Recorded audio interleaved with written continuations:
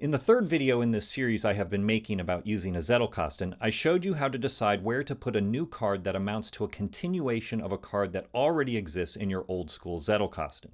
In this video, I'm going to show you what to do when you create a new card that doesn't amount to a continuation of an already existing card.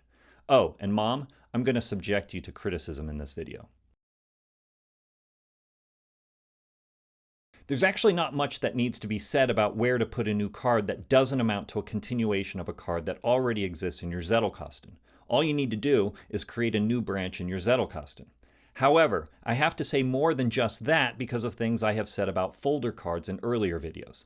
Up until very recently, if you had created a new card that wasn't a continuation card, I would have instructed you to create a folder card for the new branch.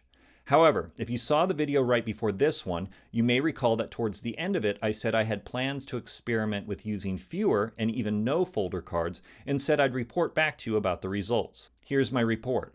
I won't be using them in the future. If you have yet to create the first few cards in your own Zettelkasten, I recommend that you not use folder cards. However, if you have been using folder cards and really like the idea of continuing to use them, then you may certainly do so. That said, if you do use them, I would still recommend, as I did in the previous video, that you not use them beyond 2 or 3 levels deep into your Zettelkasten. If you want to know my reasons for saying that, check out the video before this one. Now, although I have decided not to use folder cards in the future, I do not plan on getting rid of my 10 subject areas. Let me explain why, and then we'll move on to looking at what you should do with a new non-continuation card. The main reason I plan on holding on to my top-level categories is that I worry that if I don't, I will end up creating branches that have just a single card in them. I just don't like the idea of creating a new branch and assigning it a new number only to later find that there's just a single card in that branch. Of course, it's probably highly unlikely that that would actually happen, but my worry remains. That worry might not be one you share. It could be a worry that is specific to me. After all, there's a reason that when I was a kid, my parents got for me books like Mr. Worry and Very Worried Walrus. Speaking of walruses, yeah, we're going on a detour here. When I turned 5, my mother threw a party for me, and one of the things she did in preparation for it was write a short story featuring every child who was invited. In that story, which she read at the party, each child was referred to using a phrase consisting of their first name, the word the, and then the name of an animal that rhymed with their first name. Very clever, Mom, except for what you did with my name. Remember?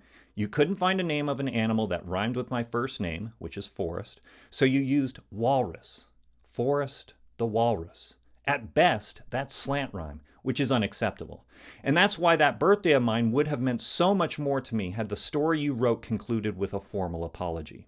To me. Now, none of this is to say that you were not a good enough mother. One piece of evidence to support that assessment of your parenting is this Usik that you gifted to me, which, those of you who know what an Usik is will recognize as germane to what I've been talking about the past minute or so. Okay, detour done. Let me conclude my remarks about why I do not plan to get rid of subject areas by saying that Bob Dotto recommends against using them. Full disclosure, I just got done taking Bob's course, which is called Building a Zettelkasten for Creative Expression, and just last week he and I talked about this issue of top-level categories. Actually, it became a shouting match. Actually, it didn't.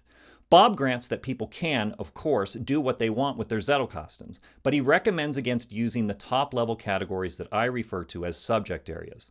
I'm not going to lay out his reasons for recommending against using top-level categories, except to say that some of them dovetail with some of the reasons I gave in the previous video for why it's a bad idea to use folder cards more than 2 or 3 levels deep. If you want to know Bob's specific reasons, perhaps at some point he will write a piece that lists those. I'm just speculating there. He hasn't indicated that he plans on doing that. Alternatively, and especially if you want to learn about how to use your Zettelkasten the way Niklas Luhmann did, I strongly encourage you to enroll in Bob's course the next time it runs. You can find a link to his course on the page linked to beneath this video. So having noted that I will no longer be using folder cards, let me say a little bit more about where you should put new cards if they don't have a good enough relation to a card that already exists in your Zettelkasten.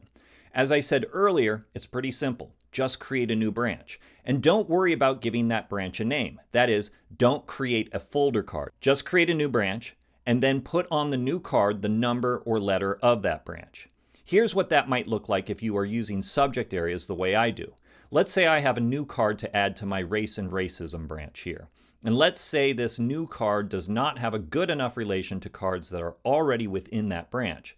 So I'm going to create a new branch. Since 2A through 2D are already taken, the new branch I'm going to create within the race and racism branch is going to have 2E as its address. But what if you aren't using subject areas at all? Well, again, if you have a new card that isn't a continuation of an already existing card, you would make that new card the beginning of a new branch in your Zettelkasten. Some of you might be thinking, but how am I going to know what that branch should be called? Again, you don't have to call it anything. If you don't start off with subject areas like I do, but want to give the new branch a name, I suggest you wait to do so till after creating several cards in that branch. After that point, you might want to write down the name of the branch on a card and put that card at the front of the new series of cards. Let's sum up the most important points from this video. First, if you have yet to start creating a Zettelkasten, I recommend that you not create folder cards. Second, if you have a new card that lacks a good enough relation to any of the cards already in your Zettelkasten, make that card the first card in a new branch.